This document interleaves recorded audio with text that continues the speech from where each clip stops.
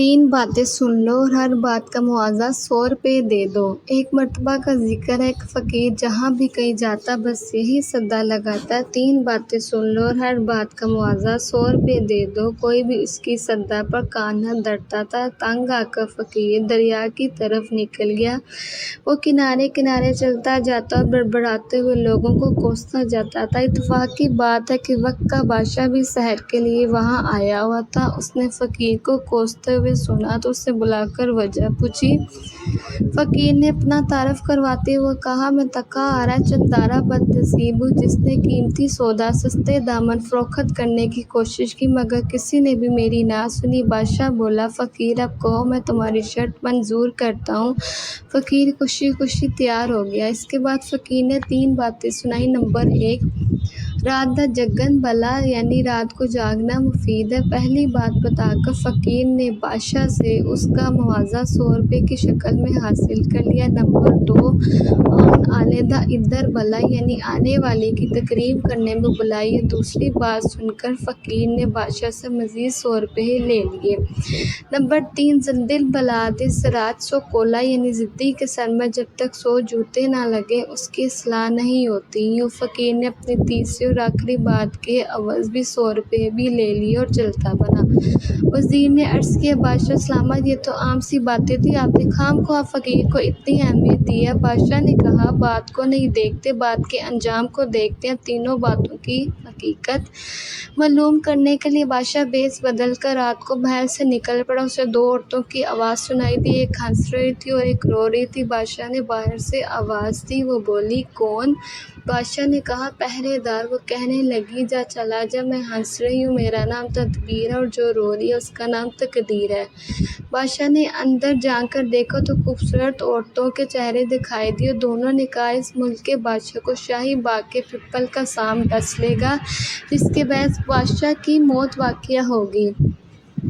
بادشاہ وہاں سے رخصت ہو کر سیدھا اپنے محل میں پہنچا۔ وہ اس بات کی صداقت کو پرکھنا چاہتا تو اس نے شاہی خزانے سے صدقات و خیرات کی تقسیم شروع کر دی۔ وہ سام کے متعلق سوچ رہا تھا۔ اس نے پپل سے محل تک راستہ بنایا اور اس پر کپاس بچھا دی۔ اس راستے کے دونوں طرف پھولدار پودے لگوائے اور سام کا انتظار کرنے لگا۔ ایک خاص وقت پر سام پپل کی شاخوں کے درمیان سے نکلا اور اس نے زمین پر چھلانگ لگا دی۔ محل تک کا راستہ سام نے انتہائی آرام سے طے کیا۔ سام اس بندوبست سے بہت خوش تھا۔ محل میں پہنچا تو بادشاہ نفل پڑھ رہا تھا۔ سام نے پھنکارتے ہوئے اپنی آمد کا یوں اعلان کیا، اے زمین کے ٹکڑے کہ بادشاہ میں آ گیا ہوں۔ بادشاہ نے سکون سے نوافل کی ادائیگی جاری رکھی۔ جب نوافل ختم ہو گئے تو آخری نفل کا سلام پھیر کر سر جھکا لیا اور بولا، لو رب کا حکم پورا کرو، فرشتے کے دل میں رحم پیدا کرو۔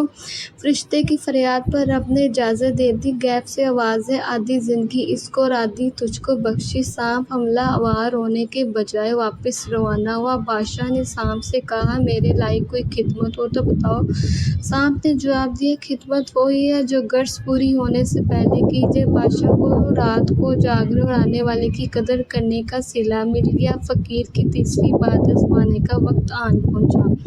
دوپہر کے وقت بادشاہ اپنی ملکہ کے ساتھ 6 مارچ 7ویں منزل پر بیٹھا تھا۔ نیچے شہر دکھائی دے رہا تھا۔ یہ وہ زمانہ تھا جب جانور بھی انسانوں کی طرح بولتے تھے۔ ایک روٹی ہوئی بھیڑ نے چھترے سے کہا، اگر تم اس وقت گھاس لے آؤ تو میں مان جاؤں گی۔ چھترے نے 3 چھلانگیں لگائیں لیکن کامیاب نہ ہوا۔ بھیڑ گھاس کے تقاضے پر مسلسل اڑی رہی۔ چھترے نے پہلے تو بہت منتیں کی کہ گھاس کو بھول جاؤ جو باوجود کوشش کے نہیں حاصل ہو رہا۔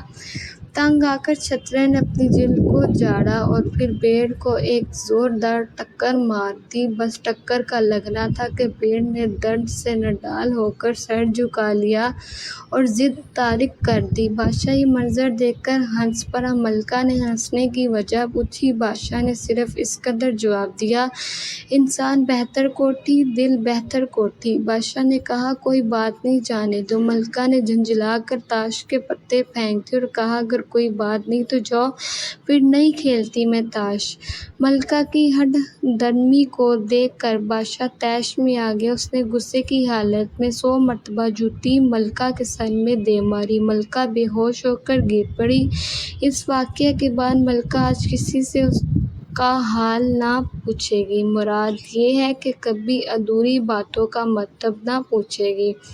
اس طرح فقیر کی تیسری بات کی سچائی بھی بادشاہ پر آشکار ہو گئی۔